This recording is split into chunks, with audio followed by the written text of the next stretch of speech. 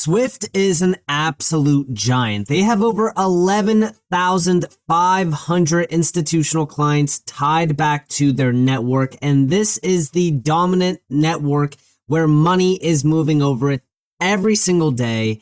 And this is the global rails, essentially. This is one of the dominant players around our global financial systems rails, and they are innovating. They are changing the way that they are moving money. Now, I will say this. Swift basically just gave the green light to XRP and the entire space, but not in the way that most people are looking at it. And I want to really emphasize on that point, which we'll get to here in a moment. But I do want to start off by going over a few things. Number one, Swift innovating with blockchain and DLT is not a new thing. We know for years that they've talked about this. They've been addressing it, even going all the way back here to 2024. Swift plans to settle digital securities transactions using Swift payments. And this was, essentially looking into a multi-ledger sort of system. And this reminds me a lot of what, we heard from the BIS, because the BIS was also looking into the Finternet, the financial system for the future, talking about this multi-ledger setup where we need these unified ledgers, where we have this completely new world of, a financial system, essentially, where everything is interconnected. There's different ecosystems that need to be connected. And this kind of goes back to even like the Internet of Value. I mean, Ripple has always talked about how there's going to be these walled gardens and you're going to need to connect them, and a neutral bridge currency can be utilized. And, I do think that there's a lot of things that go back to XRP being like that bridge currency that will be the main global bridge.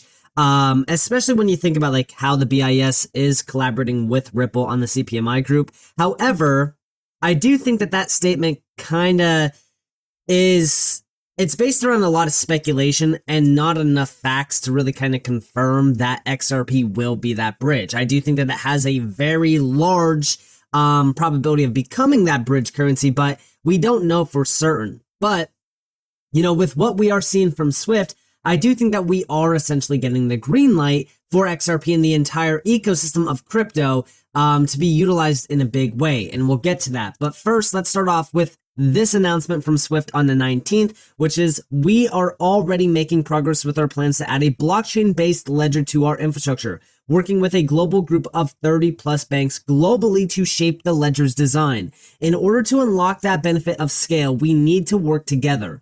Now, this is their chief business officer speaking on Cbos TV alongside Standard Chartered, the same bank that was one of the early investors into Ripple. Also, we know that Standard Chartered is working with Ripple through Ripple Custody with Zodiac Custody, which is it's designed and created by Standard Chartered.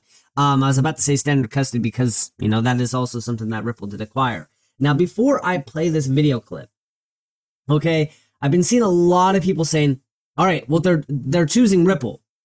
Because again, a lot of speculation is out there that we are watching, especially even on YouTube, right? Like there's a lot of YouTube videos talking about how Swift is tapping into XRP. Swift is ready to adopt XRP. Even over here, we have Swift is building a blockchain ledger. Swift has launched a blockchain ledger project, sparking speculation over whether it could involve the XRP ledger or Ripple tech. Nothing is confirmed yet, and nothing will be confirmed unless people actually do their own research, which is so important in this space, which we'll get to. But this is happening after we did get that confirmation that Swift and 30 plus banks are designing a blockchain ledger to support tokenized assets alongside existing financial systems. Swift already connects over 11,500 financial institutions across 200 plus countries. Yeah, they are the dominant rails for finance. Now, this also goes back, and by the way, I'm going to play this video clip here in a second, but this also goes back to ISO 2022, because we also have from Swift on the 16th, ISO 2022 is transforming payments, introducing richer, more structured data that unlocks significant benefits. Swift's data quality analytics help you make the most of that data, measuring, analyzing, and optimizing your payment messages. We spoke with Deutsche Bank's team about the migration to ISO 2022 and how the Swift data analytics pilot proved invaluable to their project. Also, by the way, Deutsche Bank, another bank that has a lot of connections back to Ripple and also to the entire ecosystem around crypto. But check this video clip out.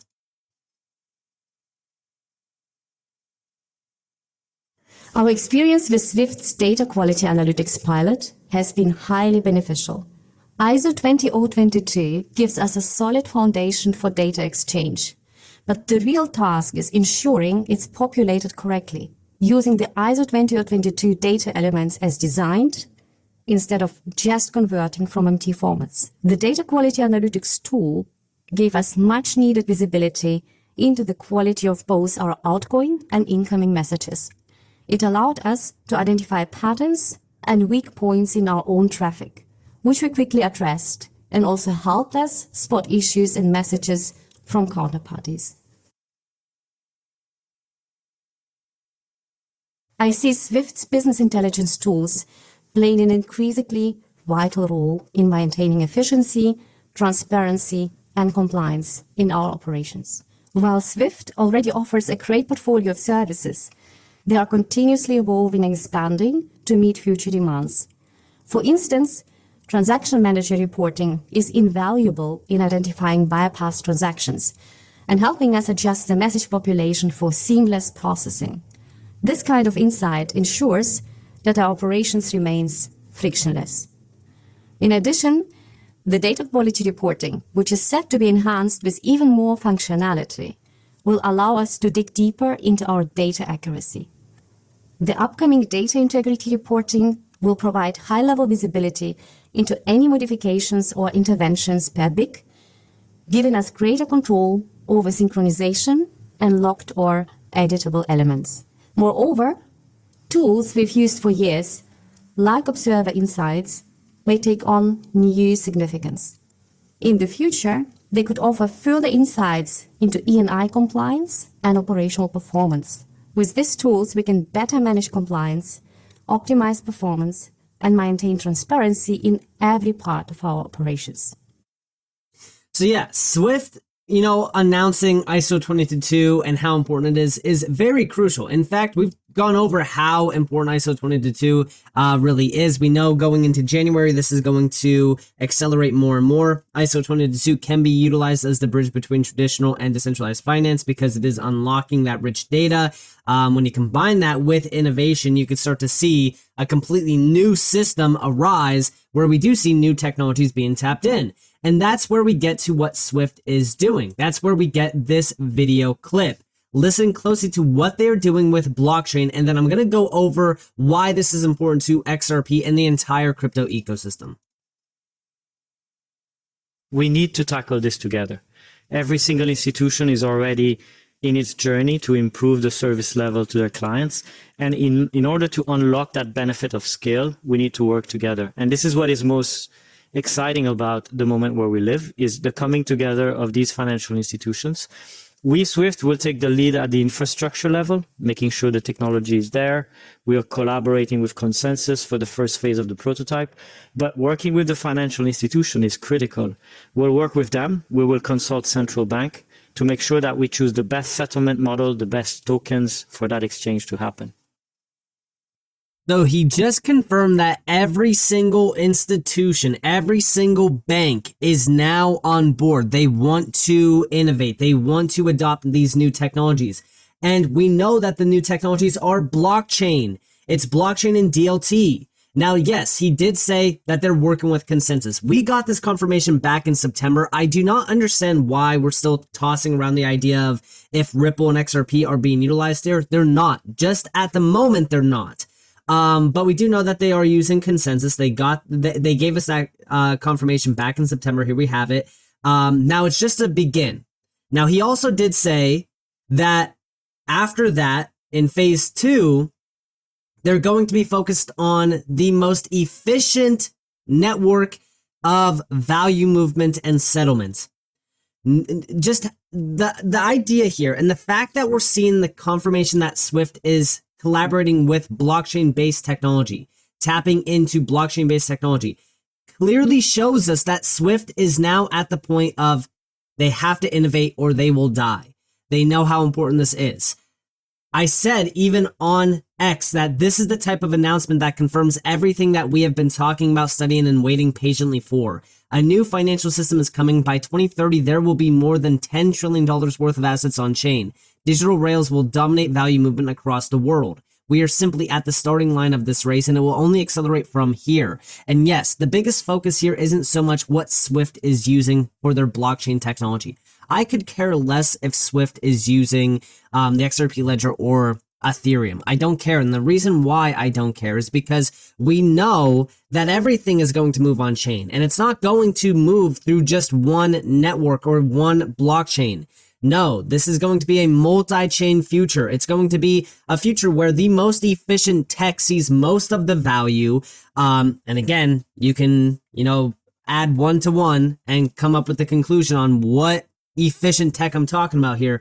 But the main thing that we are looking at here is just, the networks in the space that we've talked about for years on how efficient their tech is compared to Ethereum, and how Ethereum is just not going to, be able to handle all this massive scale. Yeah, it's not going to. And that's where we start to see that multi-chain future become a reality. That's where we even look at what's happening here with Swift. I mean, Swift's initial idea here was a multi-ledger platform. The same platform that the BIS was telling us about, because we know that there's going to be multiple ecosystems here, multiple networks tied back to one another. I also witnessed a lot of people saying, hey, this is with a whole bunch of banks. They're building out a private blockchain. They don't care about public blockchains. Hey, if they want to build out a private blockchain, so be it. In fact, more power to them. We know that that's going to be a walled garden. We know that that same network, whether it be a permissioned or permissionless network, it still needs to connect back to public ecosystems, back to public networks, back to public systems. So again, you still need some sort of bridge, and you're still going to have all of that value moving around on public blockchains, public networks. And all of a sudden, you see the big picture here. The fact that Swift is greenlighting blockchain is a green light across the board for XRP, for HBAR, for the entire crypto system, and it's giving us a clear confirmation of what's coming. This is the new rails of the new system. And by the way, back in 2024, we know that Swift was collaborating with a few players, including, of course, Chainlink. Mind you, Chainlink is definitely a big piece of the puzzle here as well. And you might be saying, well, all right, well, if it's Chainlink, why even hold XRP? Why not just buy Link? Well, because again, Chainlink, although yes, it is a big player here, we know that Chainlink is also connecting all of these blockchains back to some of these systems as well. It's helping facilitate the settlement and also the interconnectivity between blockchains and these types of systems like Swift. And it's also working with the DTCC, going all the way back to 2023. Chainlink was also working with the DTCC. Chainlink is also collaborating with Ripple with ROUSD. We got this back in the beginning of the year where ROUSD was being plugged into the Chainlink standard. This is all based around DeFi protocols with lending and borrowing, DEXs, yield farms, etc. You also have that utility expansion to, users, things like that. But this also allows, ROUSD, whether it be on Ethereum or even the XRP ledger, it allows it to be tapped into the Chainlink ecosystem, exposed back to even Chainlink's, connections with some of these other players. On top of that, we also know that Hedera's tapped in with Chainlink. There's major announcements based around this going all the way back to 2021 and even back to 2024. And then also looking into the Chainlink ecosystem, we know that there's so many blockchains tied back to Chainlink. I mean, this is one of the largest ecosystems in the crypto space. Chainlink has always been a blue chip in DeFi. I've talked about Chainlink for years now on the channel. It's a huge project, and I think that it's going to be around for many years to come. And they're collaborating with some of the biggest names in the world. And also, when it comes back to Ripple and a Swift, connection, we go back to G Treasury. Another acquisition from Ripple where they acquired a core piece of the system. A core piece of the system where we know that so many connectivity partners are plug and played into the system, where Ripple just acquired and now can also be plug and played into these systems, including, of course, Swift. G Treasury is a part of the SWIFT Certified Partner Program, and we are proud to offer global bank connectivity and hosting options for SWIFT's Alliance Light 2 platform. We have also partnered to offer SWIFT ref data for IBAN and ABA lookups directly from within G Treasury's workflow. So we know that SWIFT is also tied into this. We also have a ton of banking partners here with like JP Morgan, Goldman Sachs, and also some product partners as well that also have some connections back to some pretty big banks. And we also know that G Treasury has a massive stack under it, over 13,000 banks, which is larger than SWIFT technically. So, G Treasury with Ripple is definitely a big one. And this is also why I don't really care about what SWIFT is doing. Although, yes, SWIFT is a massive player. I mean, why are we not putting a focus on G Treasury? Because technically this platform is much bigger than SWIFT's anyways. So, Ripple, through these strategic acquisitions, is still placing XRP and the entire blockchain space at the core of this new system. Again, nothing has changed here. We're not going to see XRP replaced. We're not going to see, SWIFT kill Ripple and XRP's future. No, in fact, everything that SWIFT is doing here is complementary. And I love to see it. I think that this is incredible to see, and it's a green light for the entire space. Many people will look at this in a completely different way, but I think that this is extremely bullish for what's to come for, crypto going forward. So with that being said, I hope that you guys enjoyed this video.